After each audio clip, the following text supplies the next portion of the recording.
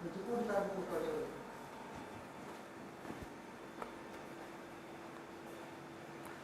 afternoon, welcome to VANIK-IAS, and we will start current affairs of 20th April. First we will discuss objective questions, and after objective questions, after discussing 15 questions that are based on current affairs and that are linked to GS, we will start discussing certain prelims facts and also two topics for mains, right. First is related to Chennakesava temple, right. Which of the options are right regarding Chennakesava temple? This is 12th century Hindu temple in Tamil Nadu. This is the question is which of the statements are incorrect, right? Incorrect. This is a correct statement. It is a 12th century Hindu temple in Tamil Nadu. Chennakesava is a form of God Shiva. This is incorrect statement. Incorrect statement. It is Chennakesava is linked to Lord Vishnu, right? Although there are other gods, but primarily it is linked to Lord Vishnu. But there is also some mentions of scriptures like that are related to Buddhism and Jainism and other Hindu gods. The temple artwork depicts pictorial narration of Hindu texts such as Ramayana, Mahabharata and Puranas through numerous friezes. No, there is no pictorial narration, so this is incorrect, right. So these two options are incorrect. Unfortunately, it is not in the option, so this is 2 and 3 only. This is the answer. B will be the answer. Question 2 and 3 only. These two options are incorrect. Chennakesava is related to Lord Vishnu and there is no pictorial. They are basically artworks. So it is 12th century Hindu temple. Next.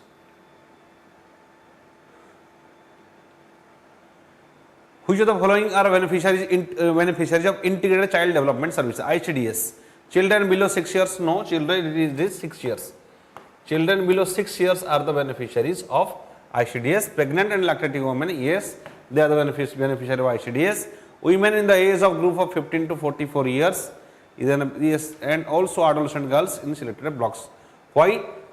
Because women especially from 15 to 44 years, they are in the productive age, most of them are more than 50% of them are suffering from anemia, and for holistic development of adolescent girls ICDS is also functioning. So 2, 3, 4 options are right. Remember, children below 6 years are provided by ICDS service, that is Integrated Child Development Services, ICDS. Next. Arrange the following countries surrounding Black Sea in clockwise order. See, in Black Sea you will see first there will be Ukraine, right? First there will be Ukraine, then your Russia, here there will be Russia, right? Then here there will be Ukraine, Russia, here there will be Georgia, and here there will be Turkey, right? And then Bulgaria, then Romania. Here will be your Bulgaria, then your Romania. This is Black Sea. This is landlocked sea, Black Sea, and it is in news because of Russia and Ukraine war. So it is 1, 6. Russia is in 6. This is 1. This is 6, and Georgia it is in 2. 1, 6, 2. Turkey it is in 5. 1, 5. Then Bulgaria is in 4. Bulgaria is in 4. Then Romania is in 3. So 1, 6, 2, 5, 4, 3. Please go through the map. This is like you will find Turkey at the bottom and Russia here and Ukraine you will find here. Georgia is a small country here. Bulgaria is a small country here and Romania. This is the, so as it says go in clockwise direction. So we moved in a clockwise direction, right? So 1, 6, 2, 5, 4, 3 is the answer, and please go to the map directly. Next question. Question number 4. With reference to oil bonds, consider the following statement. It is a kind of promissory note issued by the government, right? Which first we will see correct or incorrect. Yes, it is a promissory note issued by the government. Yes, that means in future government will pay with the oil bond. Oil bond means suppose you are purchasing a oil bond of 100 rupees, you will pay 90 rupees for example, right? When the bond will get matured, you will purchase a 100 rupee bond at 90 rupees, and you will show that bond to the government, and government will give you the money. That is the promissory note issued by government. So past statement is right, right? They issued by the government to compensate oil marketing companies to offset losses, to compensate oil marketing companies to offset losses that they suffer to shield consumers from rising crude prices, right? During the time when the crude prices was higher, because of rising crude prices, oil marketing companies and these are issued by the government to the oil marketing companies, right? That means oil marketing companies will get the money in future. At today they will purchase these oil bonds, right? They will bring oil bonds from the governments. These bonds qualify as statutory liquidity ratio or SLR. We have CLR and SLR in banking system, right? Statutory liquidity ratio and cash reserve ratio. In case of cash reserve ratio, you have to only keep in the cash with RBI, but in case of SLR, you can keep gold, government securities and cash. But here it is a bond, and that doesn't qualify the SLR securities. So third option is wrong. So as third is wrong, so only 1 and 2 options are the right answer, right? So this is next question. Question number 5. Which of the following are included in non-communicable diseases? Non-communicable diseases means that cannot be transferred from one human person to other human person just because they are in close contact with each other. Stroke will not hamper you, right? That cannot be transmitted because only the older person, especially those persons suffering from various heart disease, they undergo strokes, and that doesn't transmit to other family members. Cancer, diabetes, heart disease, none of these, all of these are non-communicable diseases. Remember, the number of non-communicable diseases has become doubled in last few decades, but the number of communicable diseases has reduced by half.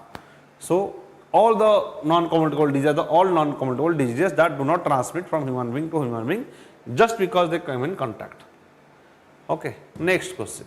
The term blue economy, it was conceptualized by a BRICS summit, by recent BRICS summit. No, blue economy, it was a author who has written this blue economy. This was not given by any organization, and an individual author has written this about blue economy. It was about sustainable use of ocean resources, economic growth, improvement and development. Which of the choose the incorrect statement? Incorrect statement means this is incorrect. This is incorrect, right? When it is say incorrect statement, then what is incorrect statement? It is incorrect. It is an old word. Remember, just by common sense you can say that this is incorrect because this is a blue economy. It is old word. It is just not. The recent BRICS summit do not coin the word will conceptualize the blue economy. So by common sense also you can say this statement is wrong. And second thing is, it is sustainable use of ocean resources for economic growth, improvement and development. So option 1 is the right, it is the incorrect statement, right? Next question. Which of the following are the steps taken by government in India to promote blue economy? Deep ocean mission. What is deep ocean mission? This is to get the polymetallic noodles, right? It is a natural resources from the ocean surface which contains manganese at highest percent, around 92% manganese. So polymetallic noodles which will get various polymetallic. OSmart, this is also launched by government. Why? It is a early warning system. OSmart is a early warning system. Then Sagarmala project, development of various ports. Sagarmala related developments of various ports and post infrastructure. So all the three options are taken by the government to improve the blue economy, that is sustainable use of marine resources and oceanic resources. Just a second.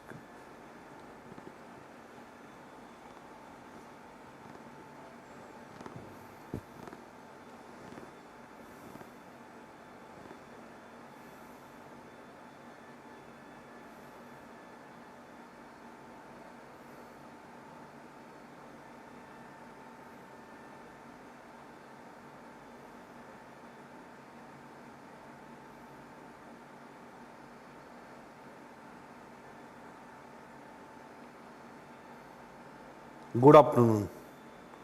Sangeeta Nori. Okay. Next.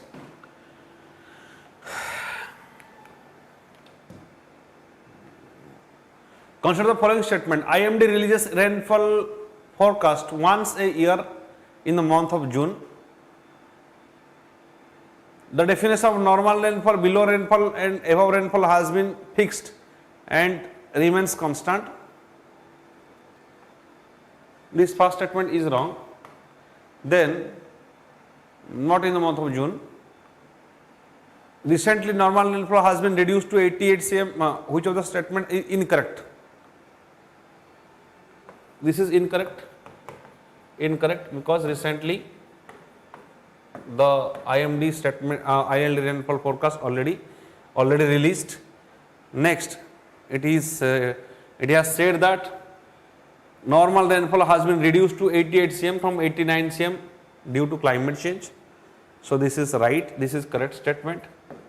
Correct. Normal rainfall has reduced from 89 cm to 88 cm. Then the definition of normal rainfall below normal, above normal has been fixed and remains constant. No, they are not fixed. Why they are not fixed?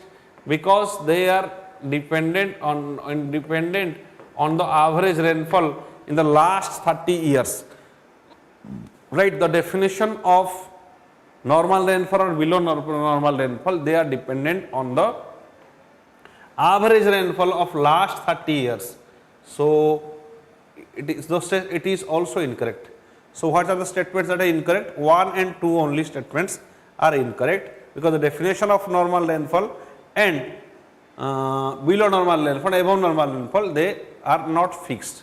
They are dependent on the average rainfall in the last 30 years. Then in the recent context, the terms like layering, predicate offense and agent group, these are often seen in the news. They are related to money laundering, right? These are the procedure, various steps of money laundering. First it is layering, then predicate offense and your agent group, right? That is related to money laundering. Then Jaffna Peninsula is often seen in the news. Jaffna, that is in the northern province of Sri Lanka, right? Northern province of Sri Lanka, Jaffna, where especially the Tamil population is more. When Prime Minister visits, primarily many times they visit to Jaffna because India has close link with Jaffna, where LTT was very much active, and there is a constant demand of autonomy from the Chinese government. So Jaffna province, that is in Sri Lanka, right? Then next, consider the following with respect to Lassa fever. Lassa fever, it is caused by virus. Yes, it is caused by virus. It is generally seen in West Africa. Remember, Lassa fever, it is witnessed in West Africa. In Nigeria, it was started in 1960s. The primary cause of Lassa fever is exposed to infected multimurat rats. Yes, it is especially spreaded by infected multimurat rats. Human to human transmission of the virus is possible.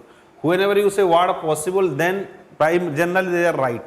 Then next, India has not reported any cases of Lassa fever so far. Which of the correct statements are given? All the correct statements are given. We can call it as a zoonotic disease. What do you mean by zoonotic disease? A disease that comes from zoonotic disease. It is a disease that comes from especially from the animals to human beings. Lassa fever can also be called as a zoonotic disease. The symptoms are normal fever and the death rate is less than 1% of the number of people affected. This is Lassa fever. It is started in West Africa and spread in those areas. Okay. Next question. Examine the following statement with regards to the recently held dolphin census in Gahirmatha Marine Sanctuary nearby the areas. It shows that sharp increase in the dolphin population. Sharp increase, whenever you see sharp increase, extreme things, those statements are wrong. No, dolphin population has increased. This is not sharp increase. Sorry.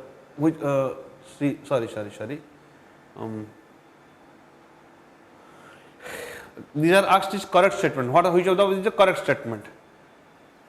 The census held every year. Irrawaddy dolphin has the highest population. Yes, sharp increase of dolphin population. Yes, there is sharp increase of dolphin population in the last census. It is right. Then census held every year. Yes, every year there is the dolphin census. Irrawaddy dolphin, no. Irrawaddy, there are 6 types of dolphin. Irrawaddy dolphins is not, that is bulwark dolphin that has highest population, around 520 population has. There are 6 species of dolphins. What this is not the dolphin that has highest population. 3 option is the wrong option. And the count of dolphins Chilika Wildlife Division saw a dip from the last census. Count of dolphins, yes, dolphins in especially Chilika Wild Division that has reduced.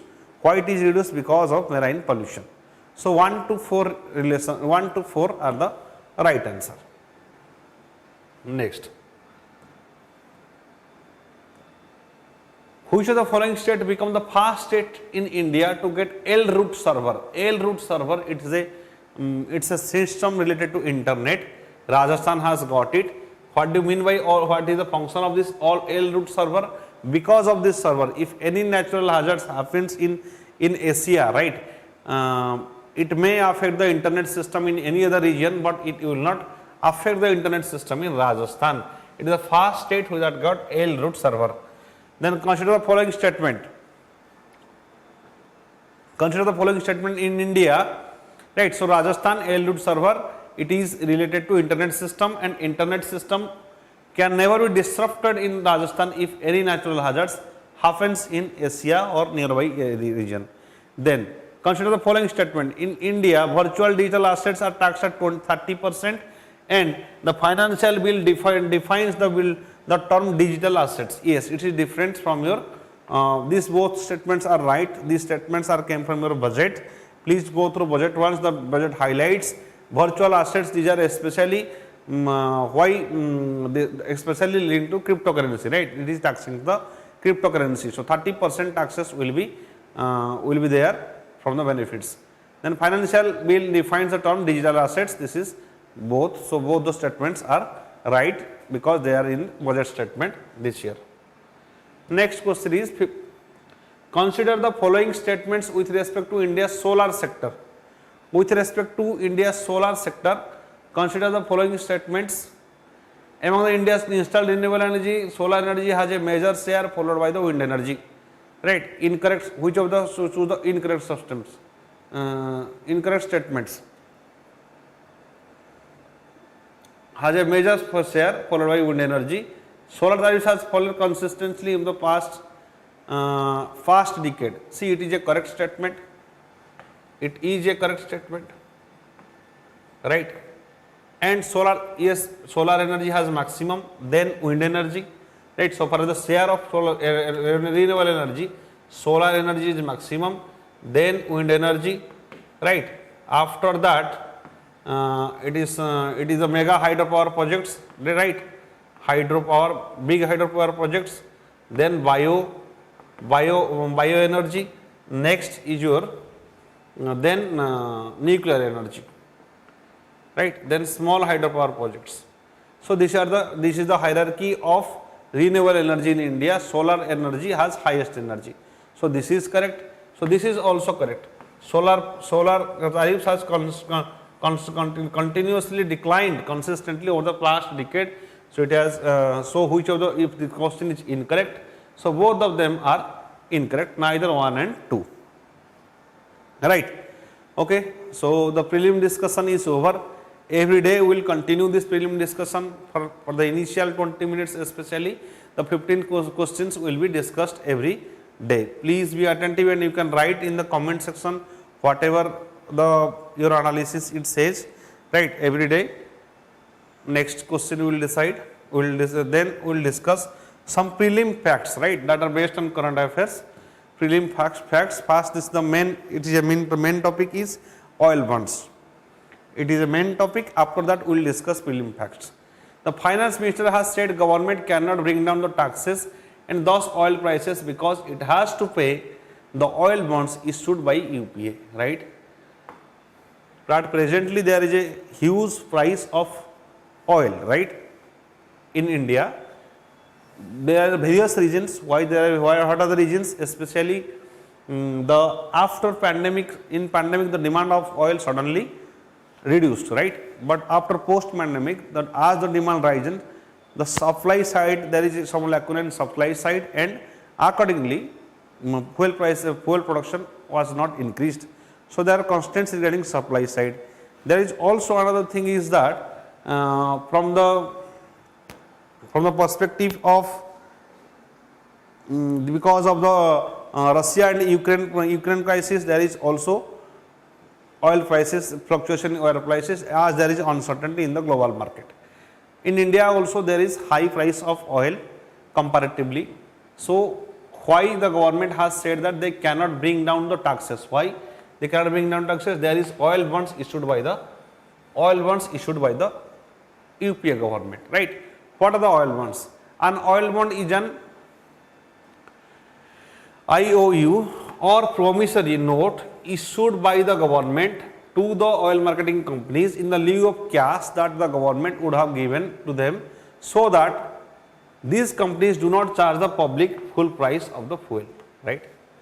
They do not charge the public the full price of the fuel. That means at that time they are giving subsidized fuel, because they will get the returns in future because of oil bond. They are promissory note mechanism. When fuel prices are too high for domestic consumers, government is in the past asked the oil marketing companies to avoid charging consumers the full price, right? But if the oil companies do not get paid, they would become unprofitable, right? To address this, government said that it will pay the difference. That means the difference between the price of the oil and the price at which a particular government is a particular oil marketing company is selling to the consumers. So it will pay the difference. But again, if the government paid the amount in cash, then it would have been pointless, because then the government would have had to tax the same people to collect the money and pay to the OMC. Oil bonds are issued by the several governments in the past, right? Then significance of oil bonds. Oil bonds are issued by the government to compensate oil marketing companies to offset the losses that they suffer to shield the consumers from rising crude prices, right? It is issued by various governments since 2000, issued by government to compensate OMCs. Okay. Next, issue with oil bonds. These bonds do not qualify as statutory liquidity ratio securities, right? Do not qualify as statutory liquidity ratio securities, SLR. SLR are they like your bond, your securities, government securities, then your gold, they can be used as LSR, or cash, they can be used as SLR. Statutory liquidity ratio, a particular amount of money that can bank, they need to be saved with itself for to avoid any unfavorable circumstances. Then where were they issued? Only up to 2010. The UPA government deregulated the petrol pricing in 2010. It ended under recovery on the fuel.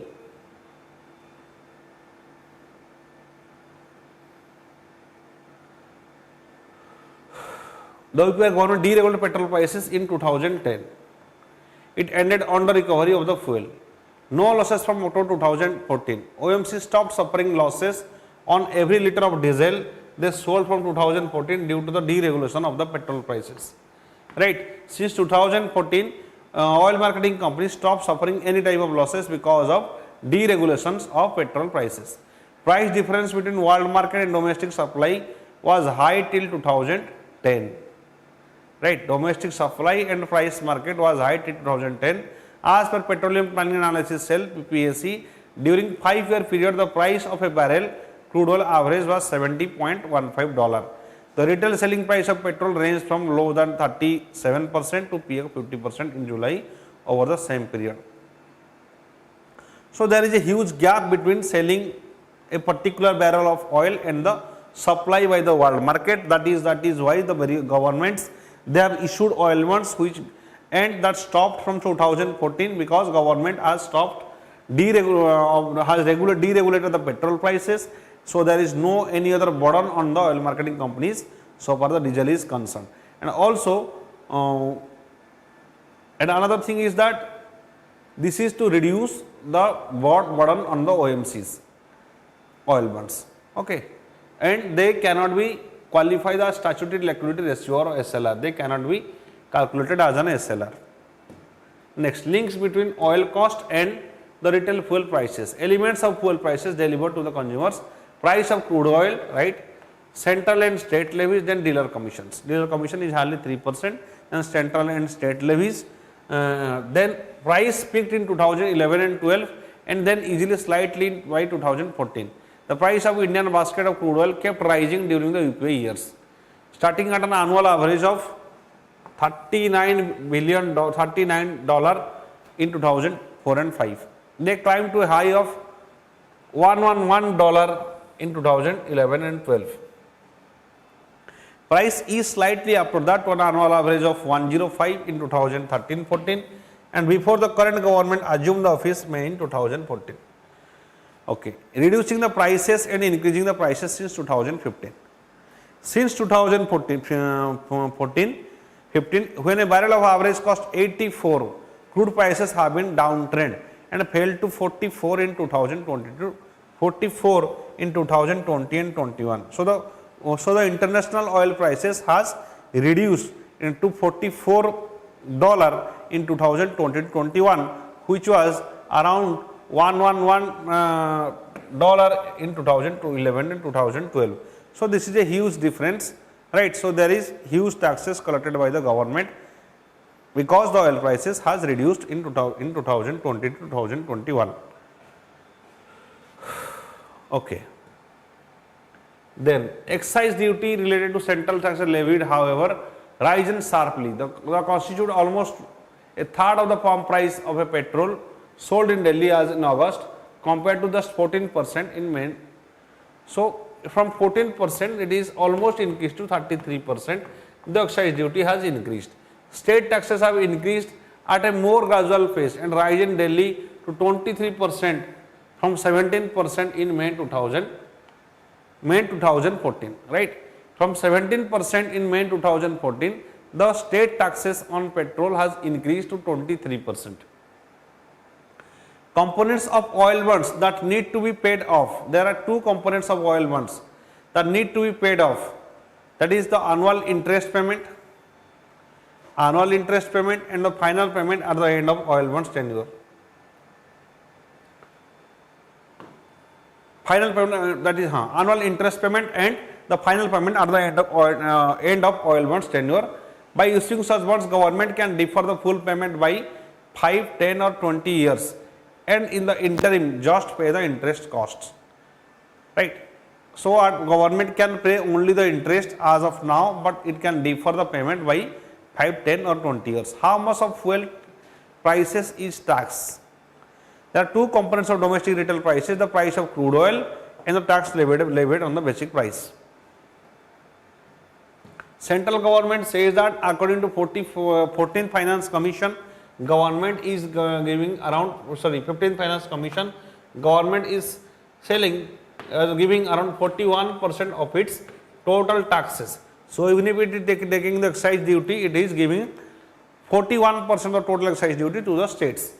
As of now, taxes account for 50% of the total retail price for a price of petrol and 44% for a diesel, right? So taxes of account are 50% of the total retail price and 40% for the liter of diesel.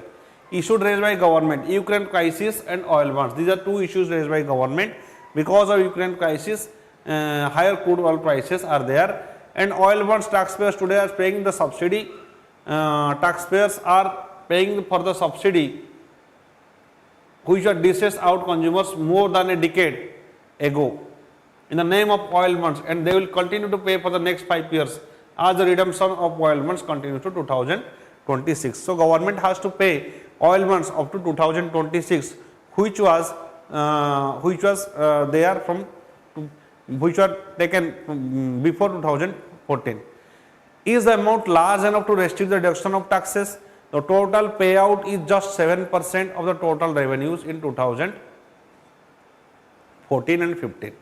The total amount of taxes which is given by the oil, for the oil months is only 7% of total revenues. As the years progress, this percentage has come down because taxes generated from this sector have soared, right? As taxes has increased, the percentage of payment for oil bond has reduced or that less than 7%. The total revenue earned by the government, both state and centers between 2014-20 22 from taxing petroleum products, this amount is more than 43 lakh crore. Around 43 lakh crore of revenues has been earned by central government and the state government. That means total payout by NDA government till date account for oil months is just 2.2% of total revenues earned during those period, right? So total payout by the NDA government till date is only 2.2% of the total revenues earned during that period, right? So the issue of oil bond is not sufficient so far as the rise of fuel prices is concerned. Next, the total amount of revenue earned by center from just one kind of tax exercise in just 2014 and 15 was more than 99,000 crore. Revenue earned from the center, just one kind of tax excise is more than 90,000 crore. In other words, while India government has to pay for oil bonds, the payout is not big compared to revenues earned in this sector. Only 2.2% of the total amount is paid for oil bond and rest of the amount is from the government. Right, then what needed to be done? In a relatively poor country like India, all governments are forced to resort to the use of bonds to some kind, right? Take the current India government itself, which has issued bonds of around 2.7 lakh crore, which is twice the amount of oil bonds to recapitalize the public sector banks. Right, to recapitalize the public sector banks, government has induced 2.779 lakh crore. These bonds will be paid by government till 2036. So every government is issuing various types of bonds, like UPA has given oil bonds. India has also given bonds to revitalize the banking sector, public sector banks, because that were undergoing a issue of NPA, non-performing assets. The present regime can easily pay back the oil bond debt. The center has consistently derived far higher returns from excise duty and other levies that expenditure has so far incurred in the relation to oil bonds, right? It is less than 2.2%. Then cut down the central and excise duty. The exorbitant excise duty is around 1/3 of the pump price is too high. Seeing the COVID pandemic, poor economy, high unemployment and high inflation, right? So excise duty is around 1/3 price, is too high, it is very high. Seeing the COVID pandemic, poor economy and high unemployment, high inflation. Recently the Solomon,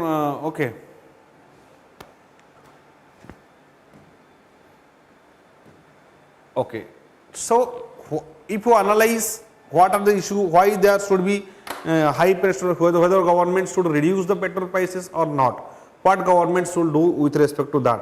We must analyze that although government has given only 2% of the total amount it has received so far as oil bond is concerned, but still another issue lies here, that the country is going through economic, whole world is going through economic recession, and only India has the highest growth rate in the world. But in such a time, to revive the economy, high public expenditure is necessary. Always remember, high public expenditure can save the economy, and for high public expenditure means huge investment in infrastructure, right? Huge investment in infrastructure, government need huge amount of revenues, and also it is a developing country. It's a developing country, so it lack revenues for the development. And also, so far as private investment is concerned, since 2004 it is declining continuously. Private investment is declining. So government has only one way to revive the economy, that is public sector investment. That is investing huge amount of money in road infrastructure or developing infrastructure, right? That can boost the economy, and also that is revitalize the banking system, which had in a undergone a very severe state of faced crisis of NPA. Okay, integrated child development services. Next discussion, what is integrated child development services? Right, in India, for example, we are suffering, we are well below from the sustainable development goals so far as the maternal mortality is concerned, so far as child mortality is concerned, hunger is concerned, and another thing is that stunting, wasting and anemia. Right, to remove all these issues, we have a flagship program, that is integrated child development services, ICDS. Now, Maharashtra government has developed website based migration tracking system, MTS application. Website based migration tracking MTS application to map the movement of vulnerable seasonal migrant workers through individual unique identity numbers. It will maintain a continuity of the integrated child development services. Develop website based migration tracking system application to map the movement of vulnerable seasonal migrant workers. Why? Because to maintain the continuity of ICDS scheme. Because of the migrant workers, they move from one place to another place, they do not get availability of these facilities, and ultimately the country suffers or they themselves suffers. That's why Maharashtra government has developed website based migration tracking system, that is MTS system. Okay, what is ICDS? It is launched in 2nd out of 1975 in fifth 5-year plan. In fifth 5-year plan, ICDS was started in pursuance of national policy for children, in 33 experiment blocks. This is how ICDS was started. Now the goal is to universalize ICDS throughout the country. The primary responsibility for the implementation of the program is with the Department of Women and Child Development. Department of Women and Child Development, Ministry of Human Resources Development, and the center and the nodal departments are the state, which may be social welfare, rural development, tribal welfare, health and family welfare, child development. So these are the combined responsibilities of Human Resource Ministry and Women and Child Ministry and various departments of the states, that is to implement the ICDS. Right.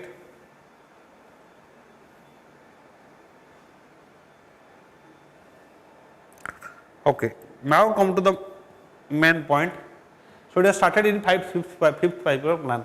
Beneficiaries: children below 6 years are the beneficiaries. Pregnant women, lactating women, women in the age of 15 to 44 years because they are suffering from anemia. Adolescent girls in selected blocks, right? So these are the beneficiaries of, not all adolescent girls in selected blocks, they are selected the beneficiaries of ICDS scheme. What are the objectives? Improve the nutrition and health status of children in the age group of 0 to 6 years, that will reduce the infant mortality, right? Lay down the foundation for proper psychological, and another thing is that the nutrition taken by a particular child before 8 years, that develops his cognitive capacity. So which children has how much cognitive capacity, that primarily depends on the nutrition intake below in the age from 0 to 8 years of age. Then lay down foundation for proper psychological, physical and social development of the child. Psychological, physical and social development of the child. Then effective coordination and implementation of the policy among the various departments. Effective coordination and implementation of the policies. Enhance the capability of the mother to look after the normal health and nutrition needs through the proper nutrition and health education. And the Anganwadi workers, the ASA workers, they work in ICDS department, and they are the ground level, they implement the schemes at the ground level. Next, either, what is either? E-detailed account of accident report. The Ministry of Roads and Transport Highways has developed a portal named as either, that is E-detailed accident report. A web portal designed by the government in consultation with insurance companies to provide instant information on road accidents with a few clicks and help accelerate accident compensation claims, bringing relief to victim families. In consultation of insurance companies to provide instant information on road accidents with a few clicks, right? Designed by the government in consultation of insurance companies to provide instant information on road accidents with few and help accelerate accident compensation claims by bringing relief to the victim families, right? So earlier there is delay in getting the compensation because of accident. Somebody is partially damaged, he immediately needs the compensation. That's why government has linked the insurance companies to the information regarding road accidents. Detailed accident reports. Detailed accident reports will be uploaded in the portal for easy access. The web portal will be linked to the integrated road accident database. That is integrated road accident database, that is IRAD. From IRAD, applications to more than 90% of data sets would be pushed directly. 90% data sets will be pushed directly to the either. Either portal would conduct multiple checks against fake claims. It will conduct multiple checks against fake claims by conducting a sweeping search of vehicles involved in the accident and date of accident and a fast information report number. So it is very difficult to make fake claims for insurance by the insurance companies, and the application is more than 90% data sets would be pushed to digital directly to the either. The portal would be linked to other government portals like Vahan app, that is related to Parivahan app, and would get access to information on the driving license details and the registration of vehicles. So everything is going to be integrated, and this will serve two purposes. First thing is that it will give the immediate compensation to the victims by link, because it has linked to insurance companies. Another thing is that there will not be any fake application or fake beneficiaries of the insurance scheme. Next.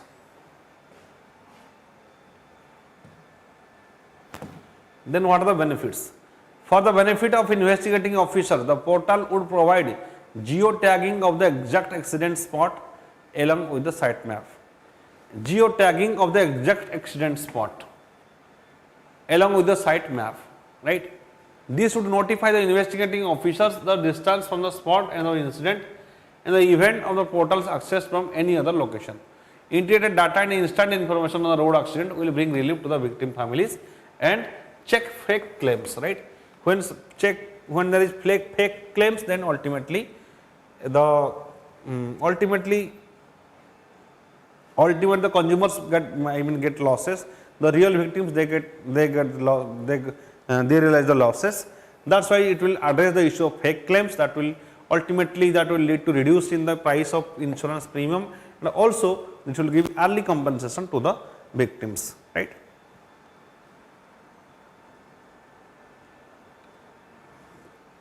Then the Indian Navy in 2014 promulgated the Indian Navy indigenization plan 2015 to 25 to enable indigenous development of equipment and systems in weapons and aviation related items, right? So Indian Navy has promulgated indigenization plan, right? Indigenization plan 2015 to 2024 to develop indigenous equipment, right? It aims to provide flexible and accessible interface for academia, industry and Indian Navy capability development apparatus. That means Indian Navy is planning to develop Atmanirbharshil Bharat, that will provide various of private sectors, academia and industries to come forward and develop the equipments that will lead to employment of Indian people, and also that will boost the economy and serve our purpose of Atmanirbharshil Bharat, right? The Navy has indigenized around 3,400 items under INIP. Already it has indigenized around 3,400 under INIP, including over 2,000 machinery and electrical spares, over 1,000 aviation spares, and over 250 weapon spares. So it is working, already started working, and it has already indigenized around 3,400 items under INIP. The existing Naval Aviation Indigenization Roadmap (NAIR) 2019 to 22 is also under revision, right? They are going to revise the existing Naval Aviation Indigenization Roadmap. The fast-moving aircraft all fast-moving aircraft mandatory spares and high-cost indigenous repairs are being included in the revised NAIR.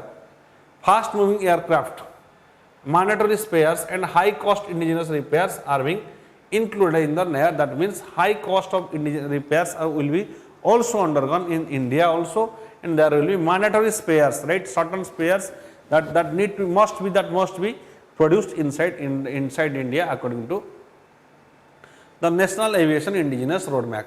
Since 2014, 78% of the acceptance of necessity AON, 78% acceptance of necessity by value and 68% of contracts by value have been awarded to Indian vendors. So acceptance of necessity by value and 68% of contracts are given to Indian vendors to promote the Atmanirbharshil Bharat. The Navy has more than 20 Make 1 and Make 2 cases being processed under various domestic development routes for the procurement procedure. Navy is procuring in the various, that means it is going to procure various indigenous products in 2 different programs. Okay. So it has already started, it is almost successful. So what are the focus areas of Indian Navy?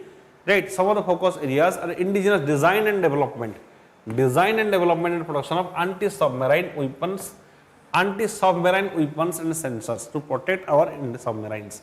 Then SATCOM and electronic warfare equipment, anti-ship missiles and medium range surface to air missile, right? That is medium range is your Trishul, Akash, anti-ship missiles and medium surface to air missiles like Akash. Then combat management system, software defined radios, network encryption devices, link to communication system, main battery submarines, distress sonar system, components of missiles and torpedoes, etc. Right, these are the areas that are focused and to develop indigenization, that is for developing indigenous products and various services to Indian Navy and Defence. Then what is the need? These false aligned governments push for to cut down defense imports. We have to cut down imports because that will reduce the dependency on other countries like USA or Israel or Russia. And another thing is that will save our foreign exchange and that will reduce our current account deficit. Another thing is that to boost domestic manufacturing, which has gained further urgency due to ongoing Russian war. Domestic manufacturing that need to increase because world is unstable and anytime anything can happen. So we have to increase our self dependency in Indian military, right? Then, so we should not dependent on Russian military for large arms. There is a particular focus on fight component, which is the weapons, as there is still a long way to go compared to the float and move components. So we have a long way to go. So there is urgently focus on the flight components, right? The weapons. Float consists of ship, moves, comprises and propulsion. Flight consists of weapons and sensors. The difference between float means ship and move comprises, and ship and move comprises of propulsion, and flight means weapons and sensors. These are the two categorization. So far the particulars is concerned. 4 in-the-house indigenization committees have been formed to handle the indigenization of spares with respect to naval aircraft. 4 in-house indigenization committees. Okay, why they are formed? Because to improve the indigenization of spares and the naval aircraft. The naval liaison cells located at various places have been nominated as indigenization cells. Naval liaison cells that are nominated as indigenization cells that will promote indigenization in Indian Navy.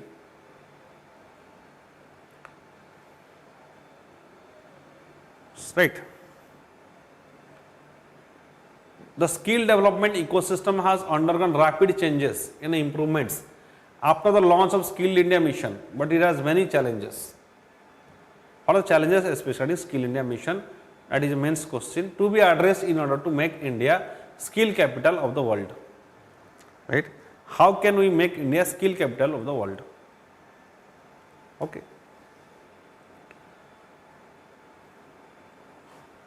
We cannot provide employment to all the people, right? Remember,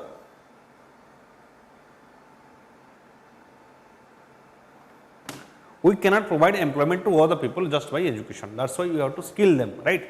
Those people who are not strong in education, we can skill them and can provide employment. So that's why Skill India Mission is launched, and Skill India Mission launched in 2015 and has increased the level of skilled people from India less than 2% to more than 25% at present.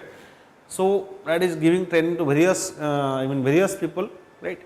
Skill India Mission was launched 2015 with a target of training and skill development of 400 million by 2020. 400 million youth to be trained by 2022. That was the objective of Skill India Mission. Each and every village, the main goal is to create opportunities, space and scope for development. Create opportunities, space and scope for development of the talents of Indian youth. To identify the new sectors for skill development, various schemes are also proposed to achieve this objective.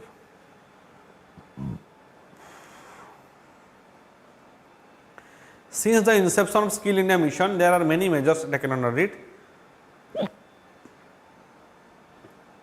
Pradhan Mantri Kaushal Vikas Yojana, Deen Dayal Antyodaya Yojana, National Urban Livelihood Mission, then Director General of Trading, Modal and Employable Skills, Deen Dayal Upadhyay Gramin Kaushalya Yojana, National Skill Qualification Programs.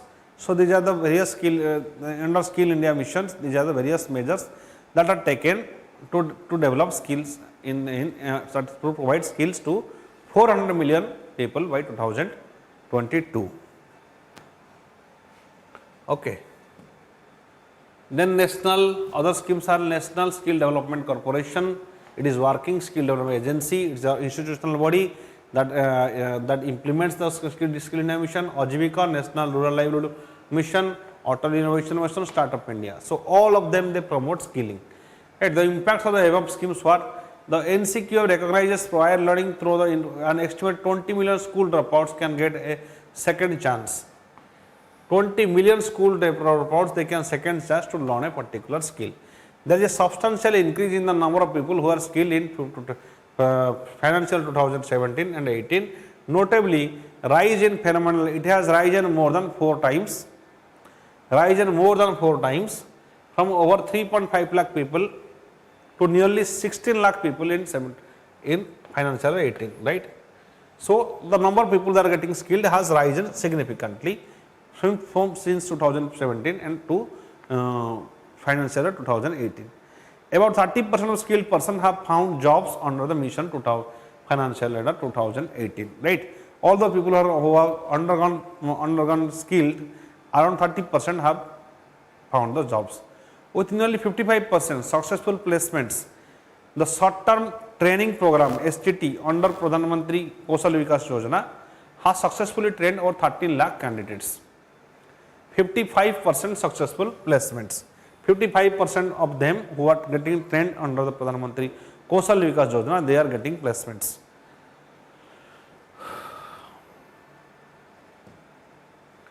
Approximately 76% of candidates have been placed in wage employment and 25% employment and entrepreneurship.